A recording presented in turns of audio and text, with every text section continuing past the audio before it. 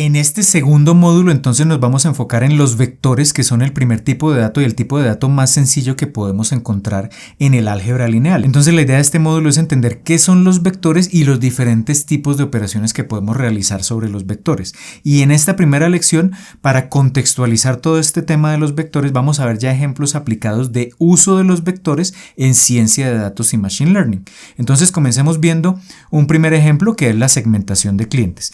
Supongamos que trabajamos en una entidad bancaria y que esa entidad bancaria ha recolectado información de muchísimos clientes. Vamos a suponer que tenemos tal vez 10,000 o 20,000 clientes y que para cada uno de esos clientes hemos recolectado información, por ejemplo, de su edad, de su nivel de endeudamiento, de su nivel de ahorro y otros datos adicionales. Entonces, ¿dónde aparecen los vectores en este tipo de datos? Depende del problema que queramos resolver. Entonces, el problema de segmentación de clientes, ¿qué es? Si yo tengo unos clientes y para cada cliente yo conozco ciertas características, conozco la edad, conozco entonces el nivel de deuda, conozco el nivel de ahorro o la cantidad de ahorro o de inversión que tienen diferentes productos ofrecidos por el banco. Si tengo esa información para cada cliente, yo podría intentar crear diferentes agrupaciones de clientes y ofrecerle a esos diferentes tipos de clientes diferentes tipos de producto. Entonces, por ejemplo, yo puedo encontrar clientes que tienen entre 20 y 30 años y que no tienen un alto nivel de ahorro, pero que sí de pronto tienen un alto nivel de ingreso. Y a esos clientes yo les puedo ofrecer un producto como puede ser, por ejemplo, un crédito de libre inversión o una tarjeta de crédito. Pero digamos, puedo tener otro grupo de clientes entre 30 y 40 años que tienen altos niveles de deuda y a quienes no les puedo ofrecer más deuda, pero por ejemplo les podría ofrecer un producto con una tasa de interés un poco más baja. ¿Sí? Entonces, dependiendo del tipo de cliente y de las características que tengan esos clientes, esos segmentos me van a permitir definir unos productos para llegar a ese tipo de cliente. Eso es lo que se conoce como la segmentación de clientes. Y entonces, por ejemplo, con esa información de los clientes, para definir esos segmentos yo podría usar algo como el análisis exploratorio de datos, que es una técnica básica de ciencia de datos que me permite, por ejemplo, extraer esos patrones básicos de cada tipo de cliente y que me permite visualizar esa información y encontrar de forma muy visual esos diferentes grupos a los que puedo ofrecer diferentes productos. Eso podría ser, digamos, un uso de los vectores, porque entonces puedo tomar cada cliente y cada uno de ellos, cada una de estas características que tengo de cada cliente la puedo representar vectorialmente y tomar esos vectores de características que me definen el comportamiento de cada cliente y luego usar herramientas de visualización para entender esa información. Podría encontrar entonces esos segmentos a través del análisis exploratorio de datos. O podría usar, por ejemplo, una técnica automática de machine learning que en lugar de el análisis exploratorio que yo hago de forma, digamos, un poco más manual, que automáticamente me permite encontrar esos patrones en los clientes y me permite automáticamente definir esas agrupaciones o esos segmentos de cliente a los cuales puedo llegar con diferentes productos. Entonces podría también usar esas representaciones vectoriales de cada cliente, aplicar una técnica de machine learning y, como vimos en el video anterior, operar sobre esos datos con esas técnicas de machine learning para poder encontrar esos segmentos de cliente. Entonces ese podría ser un primer ejemplo de aplicación de lo que son los vectores en este tipo de proyectos. Si hablamos, por ejemplo, de un proyecto un poco más sofisticado, un sistema de reconocimiento facial. Entonces, ¿cuál es la idea del sistema de reconocimiento facial? Que vamos a tener por acá un modelo que va a tomar como entrada una imagen que va a contener el rostro de una persona y ese modelo a la salida nos va a generar algo que se conoce como un embedding. Y entonces ese embedding esencialmente es un vector. Un vector que va a tener una cantidad de elementos determinada, que va a tener unos números determinados, pero que van a contener o que va a representar de forma compacta la información esencial de esa imagen. Y más allá de la información esencial de esa imagen, lo que va a contener es como la representación o como la huella dactilar, digámoslo así, de ese rostro que contiene la imagen original. Entonces, la imagen original con ese rostro, a través de ese modelo se representa de forma vectorial obteniendo lo que se conoce como un embedding. Entonces, ¿cómo funciona el sistema de reconocimiento facial? Que yo voy a tener almacenada en una base de datos los embeddings o las representaciones vectoriales de muchas personas. La persona 1, la persona 2, la persona 3, la 4, la persona 5000, por ejemplo.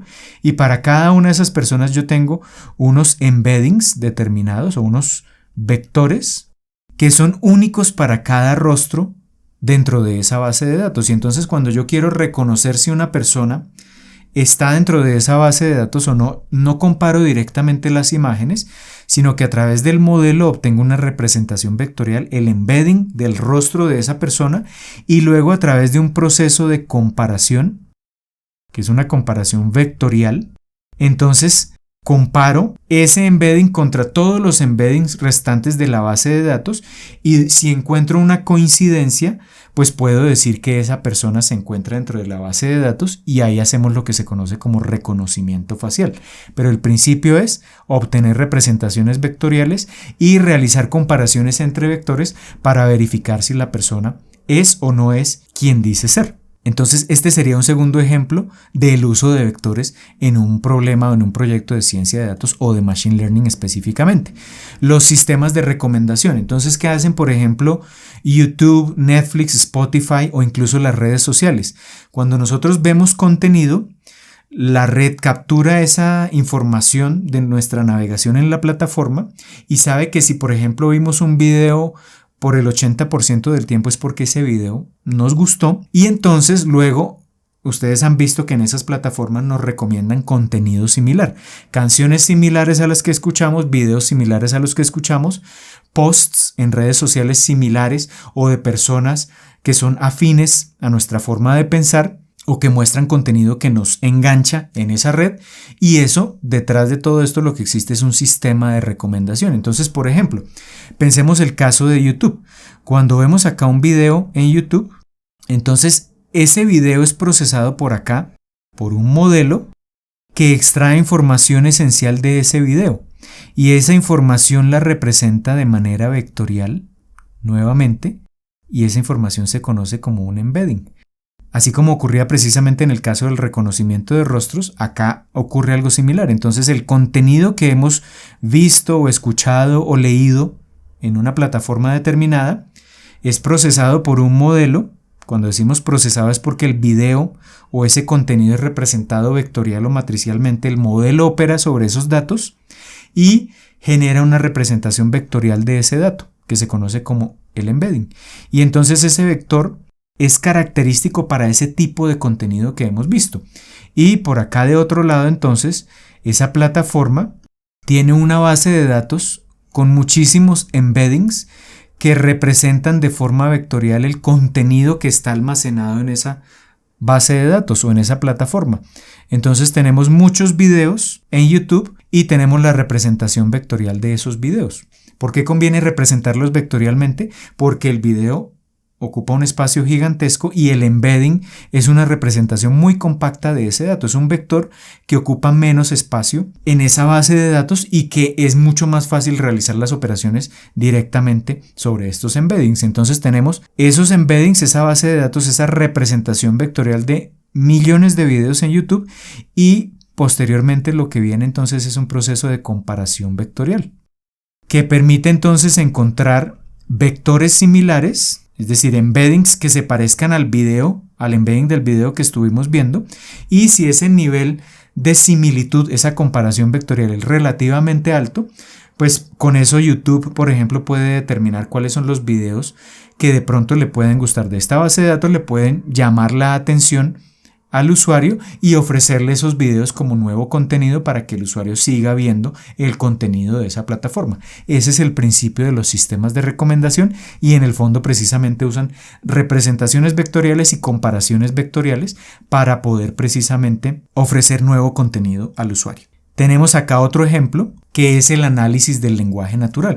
Entonces vamos a lo que es, por ejemplo, un chatbot.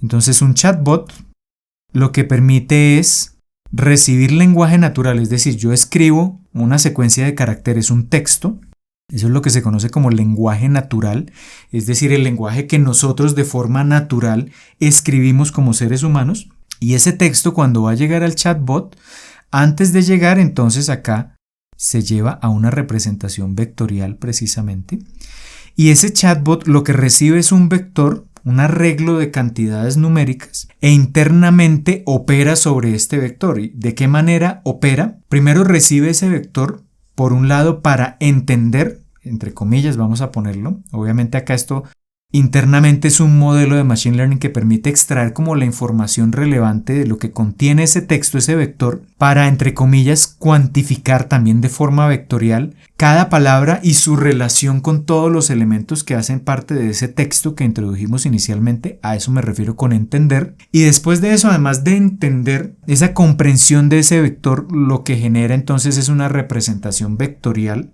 del contenido de este vector de entrada. Y después de eso, entonces, ese chatbot toma esa información para generar, además de eso, un nuevo vector que sea una respuesta a ese texto de entrada que introdujo el usuario.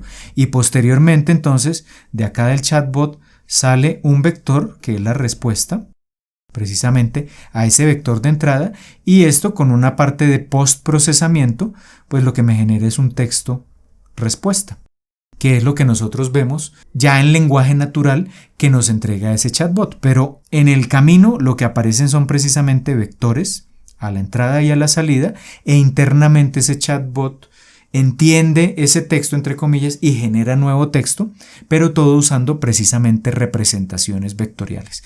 Entonces acá vemos que en ciencia de datos, en Machine Learning, en el fondo todos los datos sobre los que estamos operando generalmente son de este tipo de dato, que son los vectores.